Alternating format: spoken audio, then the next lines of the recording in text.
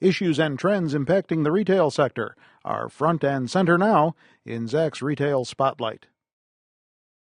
Well, most retailers continue to see their sales sag in May, despite all of the talk about consumers regaining confidence in the economy. And that's not news to Rob Plaza, who's our retail analyst here at Zacks. You've been saying that right along. It's going to be difficult for retail to get out of these cross currents that are really out there, because on the one hand, you've got the improved, so-called improved consumer spending and confidence numbers that we've seen lately, and a slow rate of decline, in consumer spending. On the other hand, you've got the absence of the year earlier tax rebate checks that came in the mail that people were spending last year about this time. You still have record high unemployment and a gradual pickup in gasoline prices now, adding more fuel to the fire. So. You said it all right there, Terry. But these are cross currents that are going to take a while to overcome, right? Well, absolutely. I mean, and the thing is, we talk about this every month. It's the same trends that are hitting the consumer month after month. And you mentioned the consumer confidence survey that came out, and it had rebounded from record lows. But that's a survey. It's not really a data point. You don't go out and spend confidence. You spend money. Right. And if you're unemployed, or or if you're trying to hold on, you're worried about losing your job, you're holding on to what you can, and you're increasing your savings, you're trying to pay down what debts you do have. Right. And, that combination doesn't lead to better sales in retail stores. Can it at least be said at this point, as we start the month of June, you see the same-store sales numbers that came out this morning, the 4th of June, as we sit here and tape this, retail sector is becoming less volatile? Less volatile in that, expectations were so low at the beginning of the year after the downdraft we had in the second half of last year that if a company reports a negative 8% comp and you were expecting negative 10%, sure, that's less volatile because your expectations were already pretty low. But from what we've seen in the last few months is retail stocks have really taken off. The best performer year to date, or one of the top performers year to date, and those expectations now have started to ratchet up. So the group is starting to set themselves up for failure, I believe. I think they're really vulnerable to dropping if those smaller declines don't turn into something real, especially in the second half of the year. In the meantime, we're just going to see this industry bouncing around at the bottom here? Well, in terms of actual results, yes, but the stocks are still forgiving. I looked at the list of stocks today, the retail stocks. There were, 2 or 3 that were down 5 or 6% on the week results. Most of it were down moderately to if you had a positive comp or you're above expectations. The stocks, they were flying up. Yeah, most retailers ended the first quarter with positive earnings surprises. Well, that goes to expectations. Expectations were so low. And the retailers did a good job in January of setting those expectations, kind of clearing the slate of inventories coming out of the record or the poor holiday 2008 season. Yep. And they pretty much tried to get a clean slate, and they took advantage of it. Well, we had a Memorial Day holiday weekend. We'll see how much that boosts sales for the month of May. Value and discounting, though, still the name of the game. Consumers not yet buying just anything. No, absolutely. And I think that's a trend that's going to stay with us even after you see the economy rebound.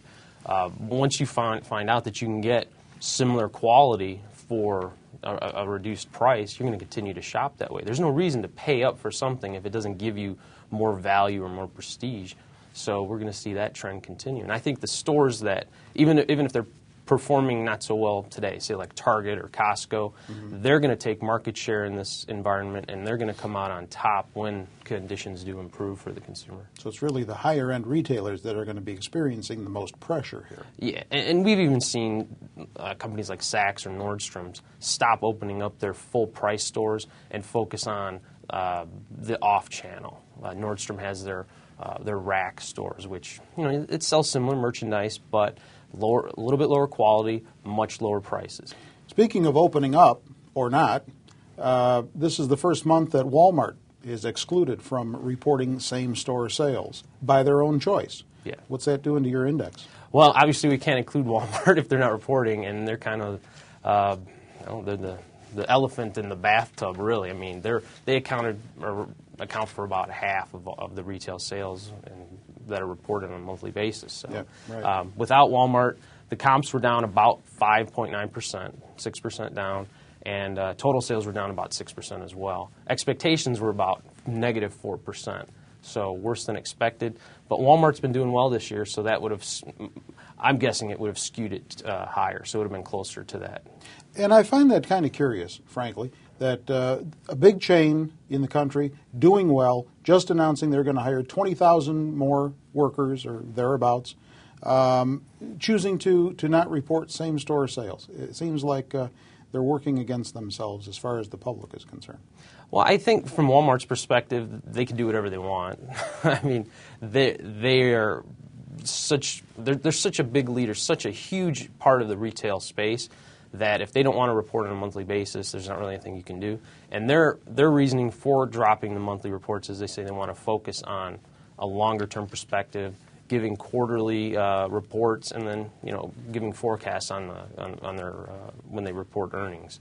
But I think the more important fallout from that decision is you're going to see more retailers follow Walmart's lead. Really? Absolutely. If you're reporting -8 or -5% and comp store sales, and your sales aren't going to be looking any better, why do you need to report that? Sure. The stores you're going to see continue to report have good things to say, and that's going to kind of separate. The market will separate that because you're going to see Buckle, you're going to see Aeropostale continue to report because their comps are still 15, 18% a month. Well, in the final analysis, the industry watchers are expecting only 8 of the 30 retailers reporting growth for the month of May. Retailers maybe have been just talking a better game lately, and that might be ending too? Well, I mean, they've been trying to keep expectations low. Penney is one. They forecasted -9 to -12% comps for May. Came in at -8.2.